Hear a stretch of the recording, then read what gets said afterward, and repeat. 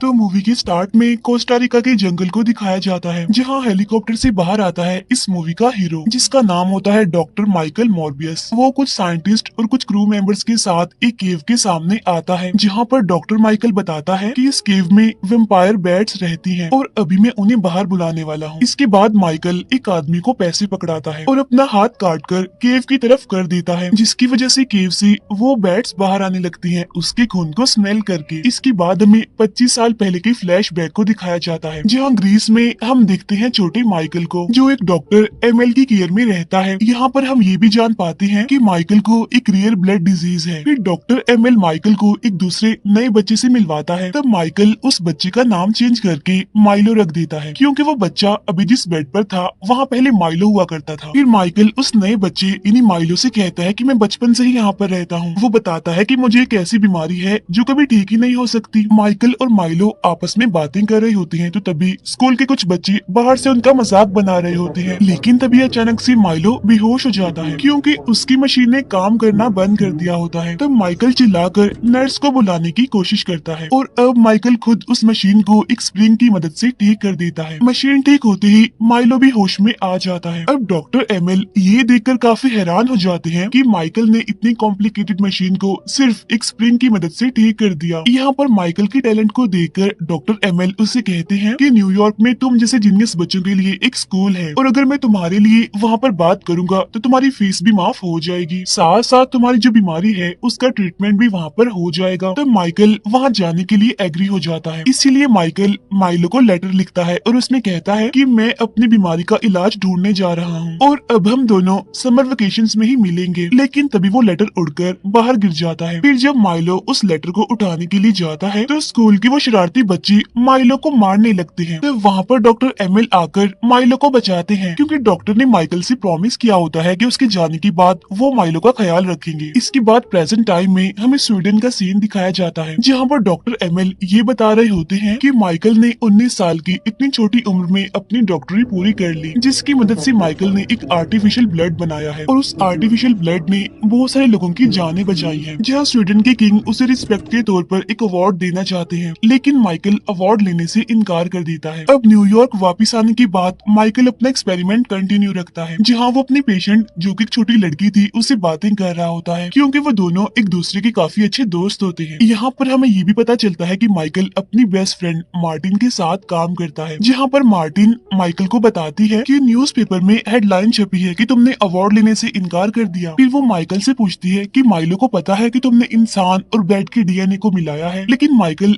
इस सवाल का कोई जवाब नहीं देता। यहाँ पर मार्टिन देखती है कि माइकल अपने साथ कोस्टा रिका से बहुत सारे बैट्स लाया होता है और उसने उन्हें एक फिश टैंक में बंद करके रखा हुआ है। ये देखकर मार्टिन कहती है कि इससे तुम्हारा लाइसेंस जा सकता है, लेकिन माइकल को तो इस बात से कोई फर्क नहीं पड़ता। इसके बाद माइकल एक बैट पर एक्सपेरिमेंट कर रहा होता है और बताता है कि बैट्स सिर्फ खून पीती हैं और खून को डाइजेस्ट करने के लिए उनका खास किस्म का सलाइवा होता है। और अब माइकल अपने डीएनए को वेम्पायर बैट्स के जीन से मिलाएगा, जिससे होगा ये कि उसकी बीमारी जो कि लाइलाज है वो ठीक हो सकती है। अब माइकल अपने मिस्टीरियस से एक्सपेरिमेंट को बताते हुए कहता है कि हमें कभी कभी अपनी लिमिट्स को क्रॉस भी करना चाहिए, वरना हम जैसों को ठीक करने के लिए ना तो कोई मेडिसिन होगी और ना ही हमारे पास कोई उम्मीद बचेगी। इन बातों ही बातों में माइकल का सीरम भी रेडी हो जाता है और वो अपने इस टेस्ट को उसकी एक सब्जेक्ट जो कि एक चूहा था उसमें इंजेक्ट कर देता है, जिससे वो चूहा देखते ही देखते मर जाता है। तब माइकल ये देखकर डिसअपॉइंटेड हो जाता है और कहता है कि मुझे अपने फ्रेंड माइलो को किसी तरह बचाना है, जिस पर मार्टिन कहती है कि हाँ ठीक है, लेकिन इस तरह नहीं। लेकिन तभी माइकल की वो फीमेल पेशेंट यानी उस बच्ची को कुछ होने लगता है, क्योंकि उसका टेम्परेचर अचानक से बहुत बढ़ गया होता है, जहाँ माइकल एक सिरिंज उसमें इंजेक्ट कर देता है और उसे कोमा में भेज देता है। यहाँ पर मार्टिन माइकल से कहती है, देखो माइकल, वो चूहा मरा नहीं है, वो अभी जिंदा है।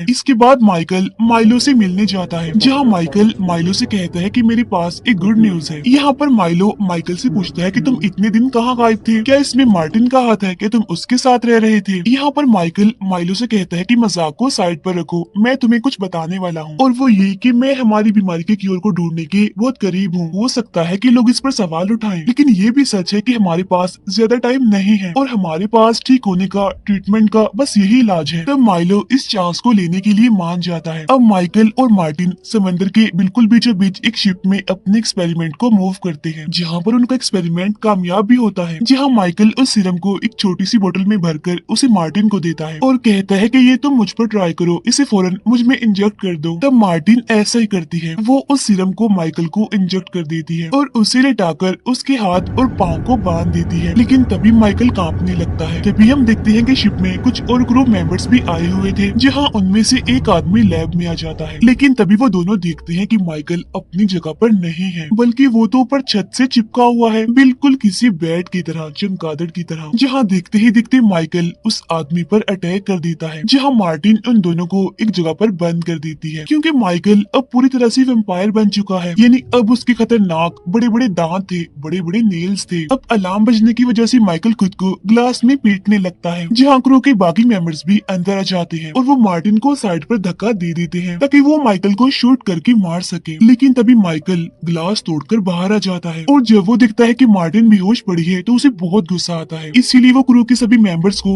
एक एक करके मारने लगता है। इसके बाद देखते ही देखते माइकल वैम्पायर से इंसान में बदल जाता है, जहाँ उसकी पूरी बॉडी असली हालत में आ जाती है। फिर माइकल दोबारा से अंदर जाता है और देखता है कि मार्टिन तो बेहोश है और सीसीटीवी फुटेज में देखता है कि उसने क्रू के सारे मेंबर्स के साथ क्या किया, उन्हें मार दिया। इसीलिए वो रेडियो के थ्रू जल्द से जल्द यहाँ मदद भेजने के लिए कहता है। तब FBI के लोग वहाँ शिप तक पहुँच जाते हैं, जहाँ दो एजेंट्स क्राइम सीन को इन्वेस्टिगेट कर रहे होते हैं और उन्हें बताया जाता है कि इस हादसे में एक लड़की जिसका नाम मार्टिन है वो जिंदा बच गई है, यानी वो सर्वाइवर है, और जिसने मदद बुलाने के लिए कॉल की थी वो यहाँ पर है ही नहीं। और हैरान कर देने वाली बात तो ये है कि इन डेड बॉडीज में खून का एक कतरा भी नहीं है। अब माइलो भी इस हादसे की न्यूज को देख रहा होता है। तब ये देखकर वो थोड़ा अपसेट हो जाता है। अब माइकल छुपकर हॉस्पिटल में मार्टिन से मिलने आता है और उसे कहता है कि डोंट वरी, मैं तुम्हें कुछ भी नहीं होने दूंगा। और अब जैसे ही माइकल अपने लैब में पहुंचता है तो वो फिर से वैम्पायर में बदलने लगता है। यानी अब उसे खून की भूख लग रही थी, उसे खून चाहिए था, इसीलिए वो अंदर जाकर अपना ही बनाया हुआ आर्टिफिशियल खून पीने लगता है। माइकल को पहले की निस्बत अब सब कुछ अलग लग रहा है। यानी जहाँ वो पहले चल भी नहीं पाता था, चलने के लिए उसे स्टिक चाहिए होती थी, अब उसकी भी जरूरत नहीं थी। यानी वो दौड़ भी सकता है, उड़ भी सकता है, जंप भी कर सकता है। लेकिन अब उसे नीड होती है, उसे तलब होती है इंसान के खून की। और खून की भूख मिटाने के बाद वो खुद को फ्रेश और फिट फील करता है। माइकल उस फिश टैंक में जाता है जहाँ पर उसने बैट्स को रखा हुआ था, लेकिन वो बैट्स माइकल को कुछ भी नहीं कहते, क्योंकि वो वैम्पायर बैट्स थी और माइकल भी तो अब वैम्पायर ही था। और अब माइकल बिल्कुल बैट्स की तरह ही चीजों को सेंस कर सकता था, उनको फील कर सकता था, और दिखता है कि आर्टिफिशियल खून का असर सिर्फ 6 मिनट तक ही रहता है, जिसके बाद वो फिर से वैम्पायर बनने वाला होता है और कमजोर फील करता है। और इसका सिर्फ एक ही इलाज होता है, वो होता है इंसान का खून। इसके बाद हम देखते हैं कि माइलो माइकल से उसके लैब में मिलने आता है, जहाँ उस टाइम माइकल की हालत काफी खराब होती है। वो माइलो से कहता है कि मुझे खून चाहिए। फिर जब माइकल खून पीता है तो माइलो उसे देखकर काफी हैरान हो जाता है कि वो खून पी रहा है और खड़ा भी हो सकता है अब क्योंकि माइलो भी चल नहीं सकता था, उसे भी चलने के लिए, खड़ा होने के लिए स्टिक की जरूरत होती थी। इसलिए वो भी माइकल से जिद करने लगता है कि मुझे भी वो सीरम चाहिए। लेकिन माइकल उसे वो सीरम देने से मना कर देता है, क्योंकि अगर ऐसा होगा तो लोग मरने लगेंगे, क्योंकि जाहिर सी बात है वो भी उस सीरम के बाद वैम्पायर बन जाएगा और लोगों को मारने लगेगा।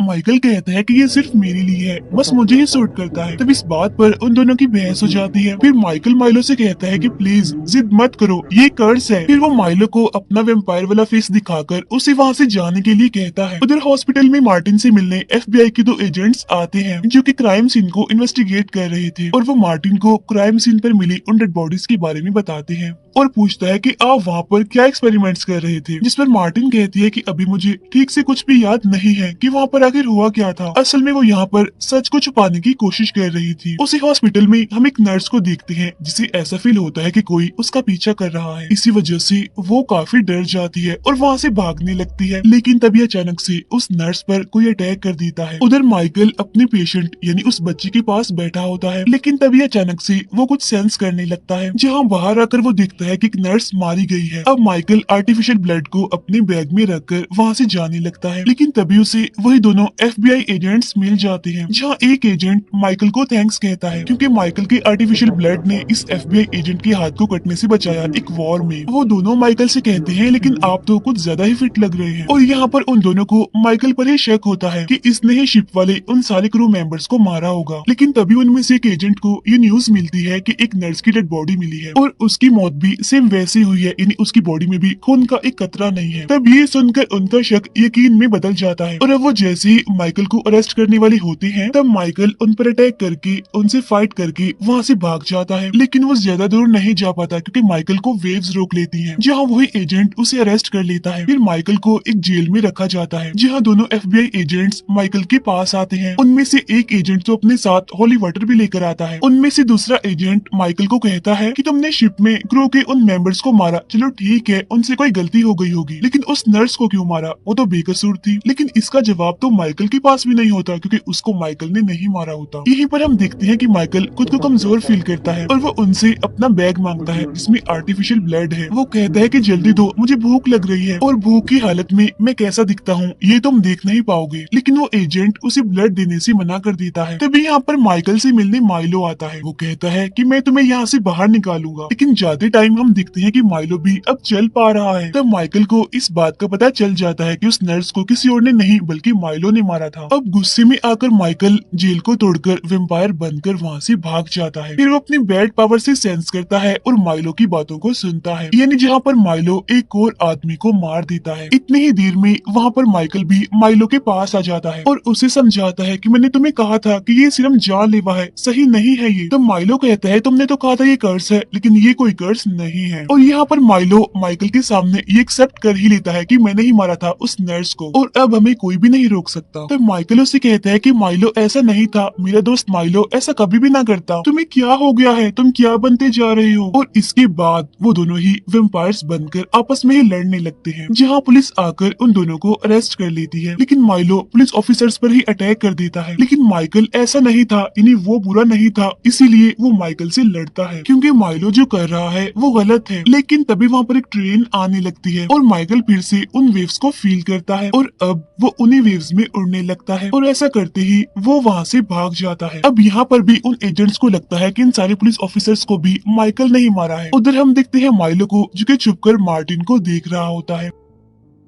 Next day Martin FBI agent से बचकर भाग रही होती है, जहाँ बस में उसे माइकल मिलता है। वो मार्टिन को बताता है कि नर्स को और पुलिस ऑफिसर्स को मैंने नहीं मारा बल्कि उन्हें माइलो ने मारा है और अब मुझे माइलो को रोकना है, इसके लिए मुझे तुम्हारी हेल्प की जरूरत है। अब मार्टिन चेक करती है कि माइकल धूप में जलता है या फिर नहीं, जिस पर माइकल कहते हैं कि नहीं, मैं वैसा वेम्पायर नहीं हूँ। और अब आर्टिफिशियल ब्लड का असर भी कम होता जा रहा है, जहाँ 6 मिनट से कम होकर ये 4 मिनट तक हो गया है। उसके बाद मैं वेम्पायर बनने लगता हूँ और कमजोर फील करता हूँ। और तभी माइकल दो लड़कों की बातें सुनता है जो रेस्टोरेंट के काउंटर पर नकली नोट देते हैं। उनका पीछा करते करते वो उनकी लोकेशन तक पहुँच जाता है। वो उन लड़कों से कहता है कि इस जगह को मैं अपना लैब बनाना चाहता हूँ, इसीलिए तुम सब यहाँ से निकल जाओ। लेकिन एक लड़का माइकल पर चाकू से अटैक करने वाला होता है। तब माइकल उन्हें अपना वेम्पायर फेस दिखाता है और बस उनके लिए यही काफी था। वो सारे लड़के डरते हुए वहाँ से भाग जाते हैं और अब माइकल वहाँ अपना लैब सेटअप करता है। उधर माइलो अपनी फिटनेस और अपनी बॉडी में चेंजिंग्स को काफी इंजॉय कर रहा है, जहाँ वो रेडी होकर एक नाइट क्लब में जाता है। वहाँ जाकर वो एक लड़की से मिलता है, जहाँ वो दोनों बातें कर रहे होते हैं। लेकिन उस लड़की के साथ उसके और भी फ्रेंड्स थे और वो माइलो को वहाँ से जाने के लिए कहते हैं। वो माइलो को धक्का भी देते हैं और अब माइलो वेम्पायर में बदलने ही वाला होता है कि तभी वो वहाँ से चला जाता है। लेकिन अब उन लड़कों की खैर नहीं थी, क्योंकि माइलो वेम्पायर बनकर उनके बाहर आने का वेट करता है और जैसे ही वो बाहर आते हैं वो उन पर अटैक कर देता है। फिर माइलो मार्टिन के पास उसके लैब में चला जाता है और वो मार्टिन से पूछता है कि माइकल कहाँ है, जिस पर मार्टिन कहती है कि मुझे भी नहीं पता वो कहाँ है। यहाँ पर माइलो मार्टिन की